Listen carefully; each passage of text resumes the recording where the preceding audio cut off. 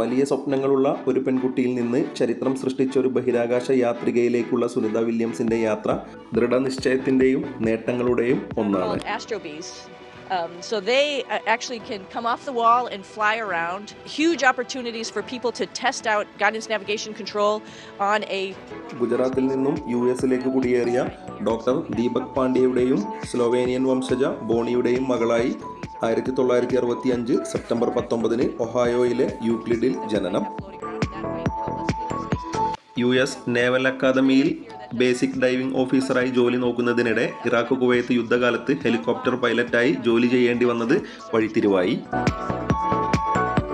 അവരുടെ സ്വപ്നം നീലക്കടലിൽ നിന്നും നീലാകാശത്തേക്ക് ഉയർന്നു. സ്വപ്നങ്ങൾ യാഥാർത്ഥ്യമാക്കാൻ നാവികസേന ഉപേക്ഷിച്ചു നേരെ നാസയിൽ. 1998 ബഹിരാകാശ യാത്രികയായി നാസ അംഗീകരിച്ചു. 2006 ഡിസംബർ 9 ഡിസ്കവർ പേടകത്തിൽ ആദ്യ ബഹിരാകാശ യാത്ര. 2012 ജൂലൈ 14 മുതൽ നവംബർ 18 വരെ രണ്ടാം ബഹിരാകാശവാസം. 2024 ജൂൺ 5 സുനിത വില്യംസും ബുച്ച് വിൽമോറും ബോയിങ് സ്റ്റാർലൈൻ പേടകത്തിൽ ബഹിരാകാശത്തേക്ക് യാത്ര തിരിച്ചു. 8 ദിവസത്തേക്കായിരുന്നു ആ യാത്ര.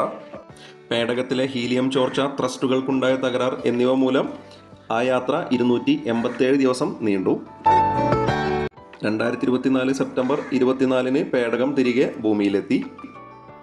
ഏറെ പ്രതിസന്ധികൾക്കൊടുവിൽ ഒക്ടോബർ 1 യാത്രികരെ തിരിച്ചെത്തിക്കാനുള്ള സ്പേസ് എക്സ് ക്രൂ 9 ഡ്രാഗൺ പേടകം ബഹിരാകാശ നിലയവുമായി ബന്ധിപ്പിക്കപ്പെട്ടു.